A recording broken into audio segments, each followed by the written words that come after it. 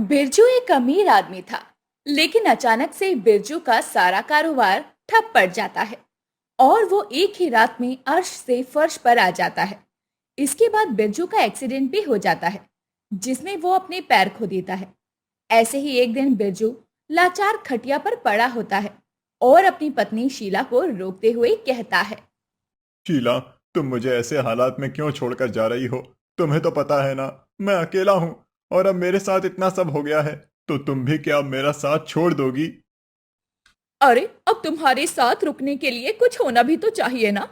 कुछ तो है नहीं तुम्हारे पास। ऊपर से तुम्हारे पैर और चले गए। अब यहाँ बैठकर क्या तुम्हारा बोझा उठाऊं मैं? तुम तो मेरी पत्नी हो ना।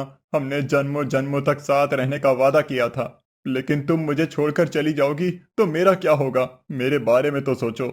अब जो भी हुआ उसमें मेरा तो कोई हाथ नहीं था ना। भगवान खुद ही ये चाहते थे और भगवान ने ही सब किया है। मैं तुम्हारे बिना नहीं रह पाऊंगा। तुम्हारी होने ना होने से किसी को भी फर्क नहीं पड़ता है। तुम बस सब पर बोझ हो। अरे, मैं तुम्हारे साथ रहूंगी। इससे तो अच्छा है ना कि मैं दूसरी शादी कर लूं। देखो, तुम अपाहिज हो और तुम्हारी वजह से मैं तो अपना जीवन बर्बाद कर नहीं सकती हूँ ना। और अब तो तुम्हारे पास पैसा या कुछ भी नहीं बचा है जो मैं तुम्हारे साथ रुकूं। तो क्या तुम मेरे साथ पैसों के लिए थी? उसके अलावा हमारा कोई रिश्ता नहीं है? आपको मेरी बातें कड़वी जरूर लग रही होंगी, लेकिन मैं बिल्कुल सच कह रही हूं।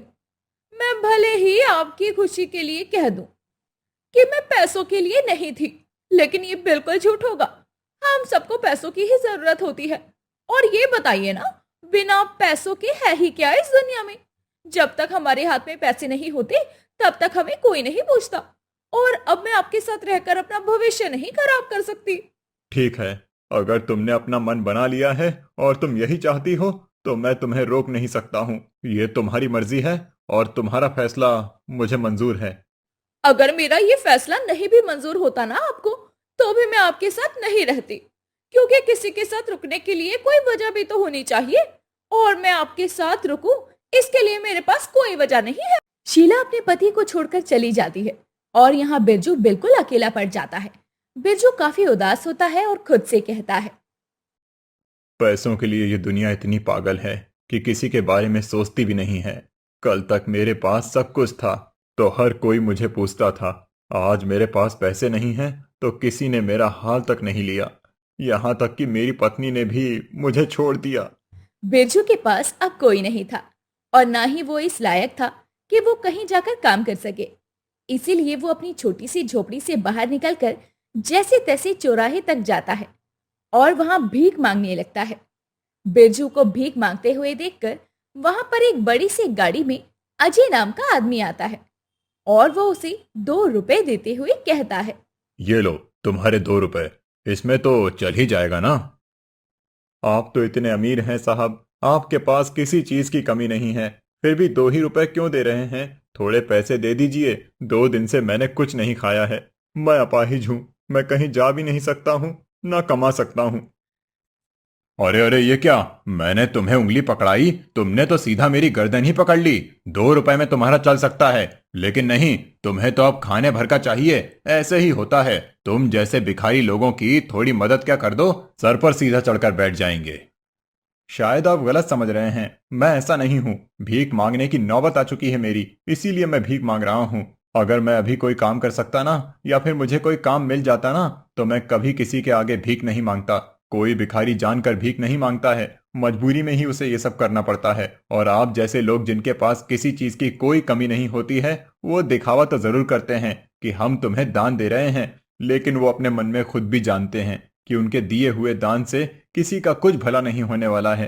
तुम्हारी अकड़ तो कुछ ज्यादा ही है। एक तो तुम्हारी मदद कर रहा हूँ, ऊपर से तुम मुझे इतना सुना रहे हो। ठीक है, जब तुम्हारा 2 रुपए से कुछ नहीं होगा तो तुम्हें 2 रुपए देकर क्या करूं?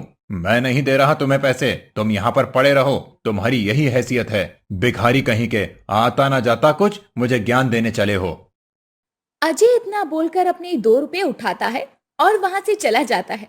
बिरजू को काफी शर्मिंदगी महसूस होती है और वो खुद से कहता है। सच में कोई किसी गरीब की मदद नहीं करेगा, लेकिन पुण्य कमाने के लिए दान पेटी में हाथ जरूर डाल देंगे कि हाँ, हमने दान किया है। भगवान, आप तो मेरी हालत देख रहे हो ना।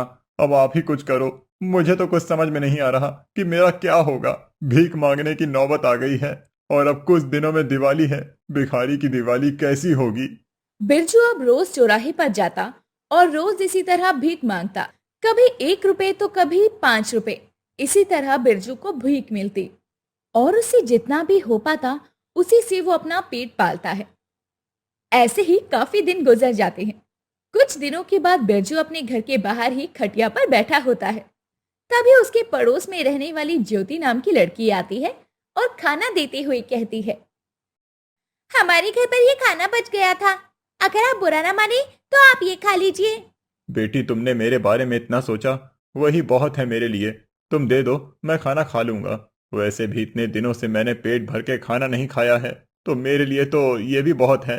ठीक है फिर, अगर ऐसी बात है तो हमारे घर पर रोज इतना खाना ही बनता है कि हर रोज बच जाए और वो फेंका जाए, तो मैं रोज आपको खाना लाकर दे दूंगी।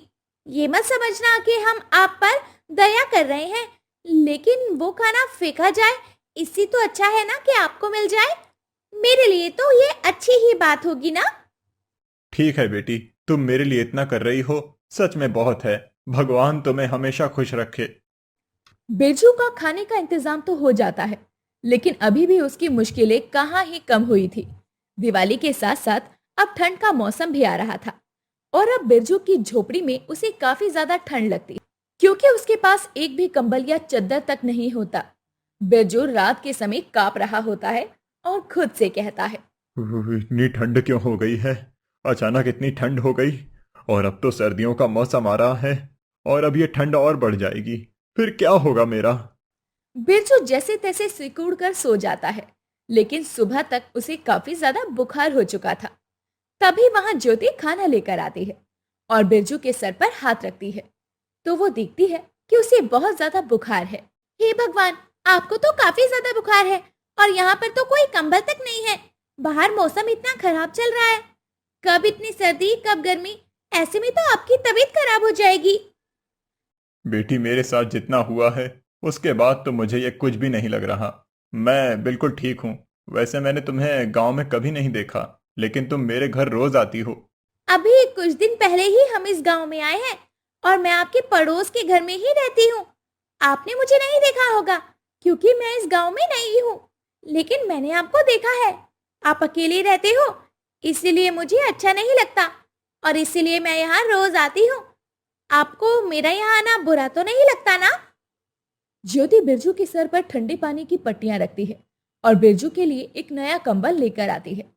दिवाली से 2 दिन पहले बिरजू जब रात में सो रहा होता है, तभी बिरजू के घर में ज्योति आती है, लेकिन आम लड़की के रूप में नहीं, बल्कि लक्ष्मी माँ के रूप में। बिरजू, मैंने तुम्हारी इतनी बार परीक्षा ली, लेकिन तुम्हारा धैर्य कभी भी डगमगाया नहीं। हाँ, मैंने कभी भी ये नहीं कहा कि तुम मेरे भक्त हो, लेकिन तुमने हमेशा मेरी परीक्षा में सफलता प्राप्त की है। जब तुम्हारे पास धन दौलत था, तब तुमने दूसरों की मदद की, और जब तुम्हारे पास कुछ नहीं था, तो तुमने किसी पर गुस्सा नहीं व्यक्त किया।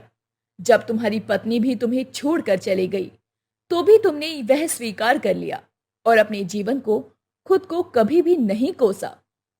माँ, सच में आप ही हैं। मुझे यकीन नहीं हो रहा अपनी आंखों पर। हाँ, सच में यह मैं ही हूं और तुम्हारे ऊपर अब तक जितनी भी मुश्किलें आई हैं, जितनी भी परेशानियों का तुमने सामना किया है, वो सारी परेशानियां खत्म हो जाएंगी।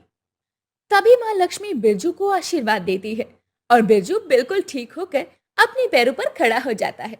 बिरजू नजरें उठाकर माता की तरफ देखता है, परंतु माता की तरफ देखते ही वो वहां से गायब हो जाती हैं। इसके बाद बिरजू की छोटी सी झोपड़ी एक बहुत बड़े आलीशान महल में बदल जाती है और उसके पास बेशुमार दौलत भी हो जाती है। मुझ भिखारी की दिवाली कोरी नहीं गई और माता का आशीर्वाद है। अब मैं किसी भी भिखारी की दिवाली कोरी नहीं जाने दूंगा।